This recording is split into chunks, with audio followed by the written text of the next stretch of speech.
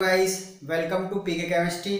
तो दोस्तों, कल के लेसन में हमने देखा था सीआईपी रूल्स के बारे में। आज उनका एप्लीकेशन पार्ट देखेंगे कि कैसे हम सीआईपी रूल लगाकर किसी भी कंपाउंड का आरएस नोमेनक्लेचर कर सकते हैं, राइट। तो उसके लिए सबसे पहले हमें एक और रूल देखना पड़ेगा कि कैसे उसको अप्लाई करना है। फिर हम कुछ एग्जाम्पल्स डिस्कस करेंगे जिससे हमें हमारी कॉन्सेप्ट क्लियर हो जाएंगे। लेकिन यदि आपने अगर सीआईपी रूल वाली वीडियो नहीं देखी है तो पहले उसको देख कर आइए, उसके बाद ही इसको देखिएगा, है ना। क्योंकि अगर सीआईपी रूल आपको पता नहीं है तो बिना उनके हम कोई भी आरएस नोमेनक्लेचर नहीं कर पाएंगे, सही है। चलिए, आरएस नोमेनक्लेचर के लिए अगर हम बात करें, फर्स्ट ऑफ ऑल फिशर के लिए, है ना, तो Fischer projection RS nomenclature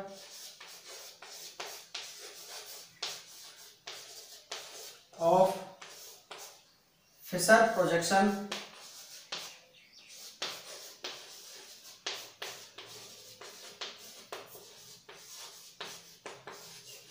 formula. सबसे पहले किसमें सीखेंगे हम? फिशर प्रोजेक्शन फॉर्मूला में।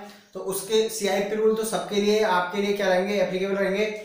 लेकिन अब देखो, फिशर प्रोजेक्शन में हम क्या करते हैं, ये हमारा क्या रहता है, फिशर को हम इस तरह से रिप्रेजेंट करते हैं। फिशर प्रोजेक्शन को, कोई कंपाउंड है उसका फिशर प्रोजेक्शन ऐसे होता है जिसमें होगा क्या, देखिए इसमें तो एक ही कायल कार्बन है आपका।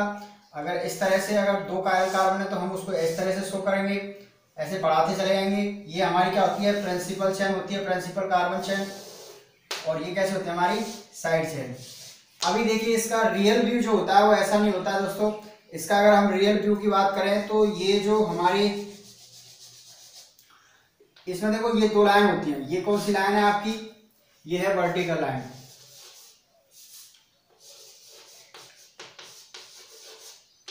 वर्टिकल लाइन है ये।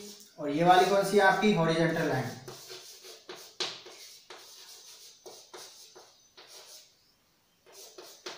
ठीक है। अब देखिए, जो वर्टिकल लाइन होती है वो कैसी होती है आपकी? ऐसे डैश डैश, जिसको हम क्या बोलते हैं? Away from the viewer.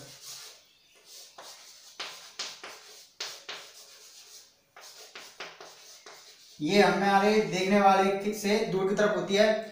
और अगर हम बात करें साइड चेन की तो वो किस पर होती है? डैश पर। ये इसका रियल व्यू होता है, हम इसको ऐसे लिखते हैं, लेकिन रियल व्यू क्या होता है? ऐसा। तो ये दोनों तो क्या हो गए आपके, जो है अभी फ्रॉम द व्यूअर, और ये जो है आपकी साइड चेन वो कैसी है? Towards the viewer.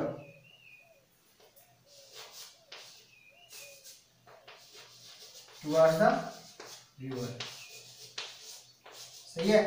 तो इस तरह से आपको याद रखना है कि फिशर प्रोजेक्शन का मतलब क्या होता है। अब बात करते हैं हम इसके नोमेनक्लेचर की। तो नोमेनक्लेचर के लिए हमें क्या रूल याद रखना है? इसमें हमें एक छोटा सा रूल याद रखना है कि देखिएगा, इस तरह से हम देख सकते हैं कि दो तरह की लाइन होती है ना इस पे। एक तो होती है वर्टिकल और एक होती है हॉरिजॉन्टल लाइन, ठीक है। तो अगर हम बात करें, जो हमने नंबरिंग करना सीखा था कल, उसमें अगर फोर्थ प्रायोरिटी वाला जो ग्रुप है आपका, अगर वो किस पर है? फोर्थ प्रायोरिटी वाला ग्रुप आपका है, फोर्थ प्रायोरिटी वाला ग्रुप किस पर है? इस वर्टिकल लाइन पर है। चाहे वो ऊपर हो सकता है या नीचे हो सकता है, दोनों केस के लिए। अगर हम बात करें कि फोर्थ प्रायोरिटी वाला ग्रुप आपका किस पर है? हॉरिजॉन्टल लाइन पर, चाहे वो राइट साइड है या फिर लेफ्ट साइड है, दोनों केस आ जाएंगे इसमें। तो क्या करना है आपको? 1 2 3 की काउंटिंग करनी है। ऐसे 1 2 3 की काउंटिंग करेंगे। अगर वो काउंटिंग कैसी है आपकी? क्लॉकवाइज है। कैसी है वो? क्लॉकवाइज है। तो उस टाइम पे जो नोमेनक्लेचर हो जाएगा वो क्या हो जाएगा? इसका आर हो जाएगा। अगर हम इसमें बात करें, 1 2 3 की काउंटिंग कर रहे हैं हम इस वाले केस में, और अगर काउंटिंग कैसी है आपकी? क्लॉकवाइज है, तो एस इस केस में कैसा होगा? नोमेनक्लेचर आपका एस हो जाएगा, अपोजिट है इसके, ठीक है। अगर ये कहानी आपकी कैसी है? एंटी क्लॉकवाइज है, ये काउंटिंग अगर एंटी क्लॉकवाइज आती है तो इस केस में तो हो जाएगा आपका एस, और इस केस में होगा आपका अपोजिट। एंटी क्लॉकवाइज है तो क्या हो जाएगा? हाँ। तो अब याद रखना नहीं है आपको दोनों को, केवल इस वाले केस को याद रख लो तो ये भी याद हो जाएगा ऑटोमेटिकली, ठीक है। ये जरूर याद रखना है फिशर प्रोजेक्शन के लिए। चलिए, अब इसको सिंप्लीफाई के लिए मैं आपको तरीका बताता हूँ, ये तो खैर याद हो ही जाएगा। जैसे मान लीजिए आर को बनाने के लिए हम क्या करते हैं, सबसे पहले ऐसे खींचते हैं एक लाइन और फिर ऐसे करते हैं और फिर ऐसे कर देते हैं। तो ये आर खुद अकेला ही आपको ये रूल याद करवा देगा। कैसे, देखिए मैंने तो ऐसे याद कर रखा है कि हम सबसे पहले ये वर्टिकल लाइन खींचते हैं। तो ये याद रख लो कि अगर 4th नंबर वाला ग्रुप अगर वर्टिकल लाइन पे ना, तो हम ऐसे क्लॉक वाइज अगर काउंट कर रहे हैं काउंटिंग, तो ये क्या बन जाता है आर।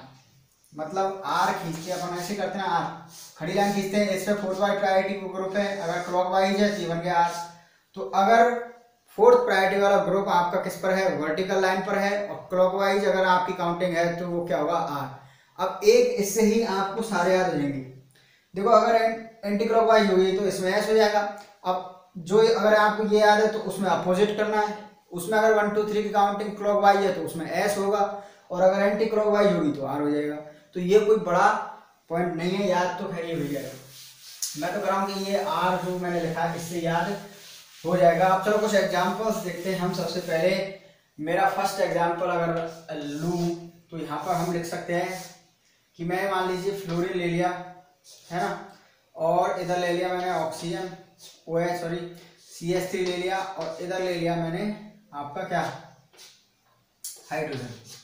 ठीक है, तो चलिए काउंटिंग करते हैं अपन। सबसे पहले अगर हम काउंटिंग करें तो देखो इसमें अटैच एटम कौन है, ऑक्सीजन है, फिर दूसरा एक क्या है, पहला फ्लोरीन ले लेते हैं, फिर ऑक्सीजन है, एक में फिर आपका क्या है कार्बन है, और एक हाइड्रोजन है। प्रायोरिटी देखिए, प्रायोरिटी का रूल क्या था, प्रायोरिटी का रूल था कि सबसे पहले हम हायर जो एटॉमिक नंबर होता है उसको प्रायोरिटी ज़्यादा देते हैं। तो हाईएस्ट जो एटॉमिक नंबर होगा किसका है, इसमें फ्लोरीन का होगा, फिर किसका होगा ऑक्सीजन का, फिर कार्बन का, और फिर आपका हाइड्रोजन का। तो ऐसे यहाँ पे नंबरिंग देनी है आप लोगों को। ये 1 हो जाएगा, ये 2, ये 3 और ये वाला 4। ठीक है, तो इस तरह से काउंटिंग कर दी। अब देखियो हाँ आपको क्या करना है, आपने सबसे पहले देखना है कि 4 नंबर का जो ग्रुप है वो वर्टिकल लाइन पर है या हॉरिजॉन्टल लाइन पर। ठीक है, ये किस पर है, हॉरिजॉन्टल पे। तो हम पहले क्या करेंगे, 1 2 3 की काउंटिंग करेंगे। 1 2 3 की काउंटिंग कैसी आ रही है आपकी, क्लॉकवाइज। ये काउंटिंग कैसी आ रही है, क्लॉकवाइज। तो अगर 4th नंबर किस पर हो, हॉरिजॉन्टल पर हो, क्लॉकवाइज होती है तो क्या होता है एस, है ना।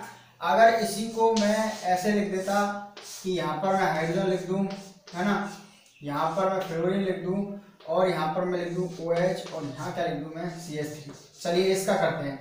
तो नंबरिंग में 1 इसका आएगा, 2nd इसका आएगा, 3rd इसका आएगा, और 4th इसका आएगा। अब देखिए इधर काउंटिंग आपको ना कैसे करनी है, काउंटिंग आपको इस तरह से करनी है, 1 के बाद में सीधा 2 के पास जाना है, बीच में 3 नहीं आना चाहिए। ये इस तरह से काउंटिंग नहीं करेंगे हम, 4 बीच में आ सकता है लेकिन 3 को बीच में नहीं लाना है। 1 2 3 पे पहुंचना है, सबसे पहले 1 के बाद 2 पे जाइए, फिर 3 पे आना है आपको, है ना।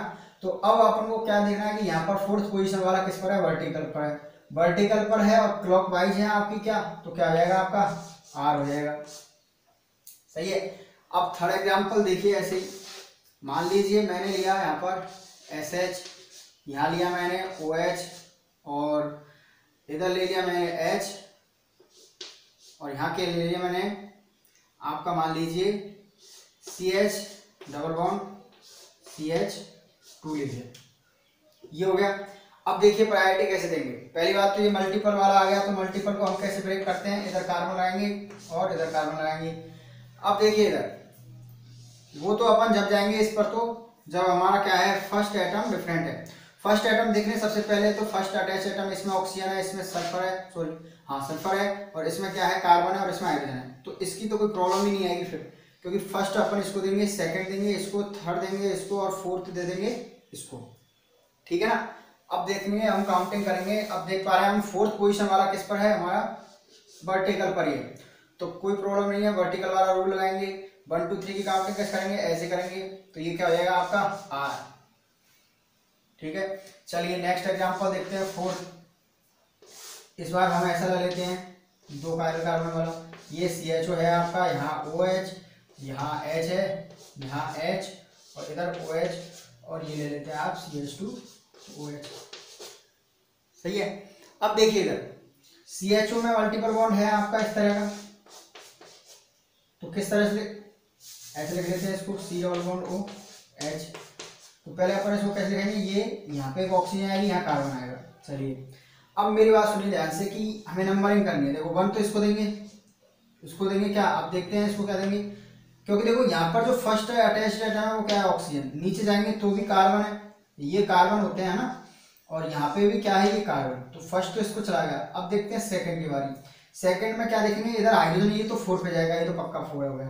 अब देखिए यहाँ कार्बन है, यहाँ भी कार्बन है। अब इस कार्बन के बाद वाले देखते हैं हम, क्योंकि देखो सेम एटम है ये दोनों। फर्स्ट एटम अगर सेम है तो हम मूव करते हैं नेक्स्ट एटम पर। ये कार्बन है, इसके बाद देखिए इसके बाद ऑक्सीजन है, और उसके बाद एक और ऑक्सीजन, यानी इस कार्बन से 2 ऑक्सीजन जुड़ी हुई है। और इस कार्बन की बात करें हम तो देखो इससे एक तो क्या जुड़ा हुआ है आपका ऑक्सीजन जुड़ा हुआ है, दूसरा कार्बन जुड़ा हुआ है और एक हाइड्रोजन जुड़ी हुई है। इससे तो एक हाइड्रोजन ऑलरेडी जुड़ी हुई थी, देखो ये वाली। तो यहाँ पर हम क्या देख रहे हैं, यहाँ 2 कार्बन है, एक कार्बन एक ऑक्सीजन है, यहाँ दोनों ऑक्सीजन है, तो इसको ज्यादा हम प्रायोरिटी देंगे सेकेंड वाली, ठीक है।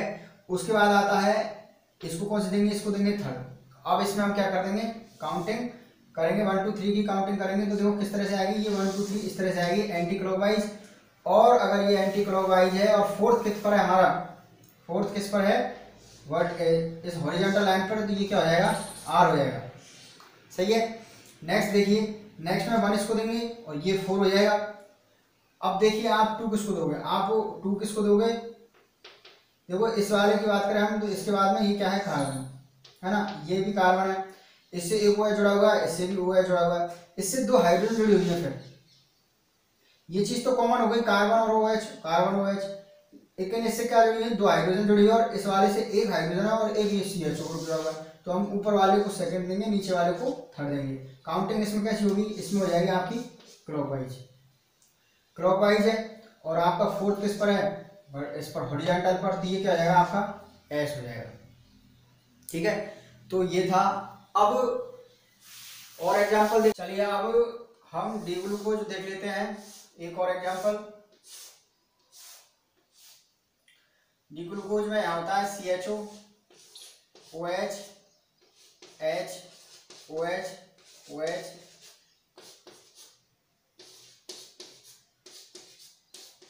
और यहाँ पर CH2 OH, ठीक है।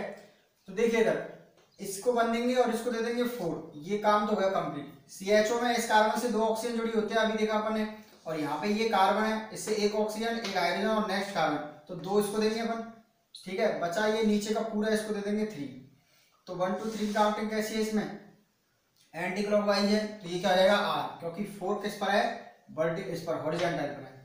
चलिए नेक्स्ट देखिए, इसको देंगे क्या 1, इसको दे देंगे 4। अब इसको मिटा देते हैं। अब बात देखिए इधर, ये कार्बन है, ये कार्बन है, चलो कॉमन हो गए दोनों। तो आगे बढ़ते हैं, इधर ऑक्सीजन, इधर OH और इधर OH, ये दोनों सेम है। आगे वाले कार्बन पर 2 ऑक्सीजन जुड़ी हुई है एक ही कार्बन से, और इसके जो अगला वाला कार्बन है ये वाला, इससे एक ऑक्सीजन और एक कार्बन है, तो ऊपर वाले को क्या देंगे, 2 देंगे, नीचे वाले को देंगे 3। इसमें 1 2 3 काउंटिंग कैसी है, क्लॉकवाइज है ना, तो ये क्या हो जाएगा आपका S, ठीक है। नेक्स्ट देखिए, इसको 1 और इसको क्या देंगे 4, नीचे वाले को क्या, ऊपर वाले को क्या देंगे 2 और नीचे वाले को 3, तो ये क्या हो जाएगा आपका 1 2 3 की क्लॉकवाइज, इसमें एंटी क्लॉकवाइज है, तो ये फिर से क्या हो जाएगा R। फिर इसमें देखिए 1 इसको देंगे, 2 ऊपर वाले को ही देंगे इस बार भी, इसको 4 और इसको 3 क्यों देंगे, देखो ये कार्बन है, इसके बाद जाइए आप OH और H मिल गया आपको, इसके बाद जाएंगे इसको, इसमें OH और एक H इसका मिल जाएगा, लेकिन इस कार्बन पे एक ही H है और एक फिर पूरा ये ग्रुप है, इसमें 2 हाइड्रोजन है, तो इसको प्रायोरिटी ऊपर वाले को ज्यादा देंगे। 1 2 3 की काउंटिंग कैसी जाएगी, इसमें भी एंटी क्लॉकवाइज, तो ये भी कैसा हो जाएगा आपका R। डी ग्लूकोज का होता है RS। तो आपसे क्वेश्चन पूछा जा सकता है, डी ग्लूकोज में जो आपके कार्बन है 1 से ये कार्बन 2 होता है ना, ये कार्बन 2 3 4 5, इसका ऑर्डर बता दीजिए। तो 4 ऑप्शन ऐसे मिल जाएंगे आप एग्जाम, उसमें ऑप्शन में एग्जाम में 4 ऐसे मिल जाएंगे। तो आपसे पूछेगा वो कि बताइए इनमें से कौन सा सही है। तो फिर अगर आपको पता है तो या तो आपको रूल पता है तो आप निकाल लोगे, या डायरेक्ट अगर आपको याद है तो निकाल लोगे आप, या फिर आपसे पर्टिकुलर किसी एक कार्बन का पूछ सकता है, तो इसका आप डायरेक्ट याद रख सकते हो RSR। मैं इसको ऐसे रखता हूँ, राम से राम राम, राम से राम राम। अब देखिए आपको क्वेश्चन मैं एक होमवर्क में दे रहा हूँ, ये आप खुद करोगे। डी ग्लूकोज का तो मैंने निकाल दिया, एल ग्लूकोज का आप खुद निकाल के देखोगे और फिर उसको चेक करोगे सही है कि नहीं, है ना। और अब आप क्या करोगे, फिशर के लिए मैंने काफ़ी एग्जाम्पल करा दिए, ऐसे अपन कितने भी एग्जाम्पल कर लो। अगर आपकी कॉन्सेप्ट क्लियर है तो फिर आप कोई सा भी क्वेश्चन कर सकते हो, कहीं नहीं रोकोगे। जो भी रूल हमने पढ़े सीआईपी के उनको लगाइए। और अभी देखा था हमने, अब देखो आप बार बार भूल जाओ कि आप ये तो चेक करना पड़ेगा कि आपको फोर्थ प्रायोरिटी पर, फोर्थ जो प्रायोरिटी वाला ग्रुप है वो वर्टिकल पर है या हॉरिजॉन्टल पे, दोनों पर अलग अलग रूल लगेंगे, ये आपको याद रखना ही पड़ेगा, ठीक है ना। चलिए, तो एल ग्लूकोज का आप खुद कैलकुलेट करोगे कि कौन कौन से होते हैं, ठीक है ना। चलिए आज के लिए इतना रखते हैं और नेक्स्ट वीडियो में हम देख लेंगे डैश वाला, बेस डैश वाला नोमेनक्लेचर आरएस में।